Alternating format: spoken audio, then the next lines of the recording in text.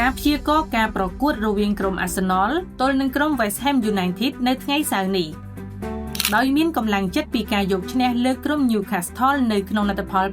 2-1 ក្រុម Arsenal នឹងស្វែងរកការវាដាច់ក្រុម Liverpool ដើម្បីឡើងទៅកាន់កំពូលតារាងនៅពេលដែលពួកគេត្រូវប្រឈមមុខជាមួយនឹងក្រុម West Ham United នៅក្នុងជំនួប London Derby ក្រុមកាំភ្លើងធំត្រូវបានគេមើលឃើញថាជាបេក្ខភាពដែលត្រូវតែឈ្នះនៅក្នុងការប្រកួតនៅថ្ងៃសៅរ៍នេះប៉ុន្តែពួកគេត្រូវតែបញ្ជាក់ពីសមត្ថភាពរបស់ខ្លួននៅលើទីលានកីឡាករ Mikel Merino ត្រូវបានគេរំពឹងយ៉ាងខ្លាំងថា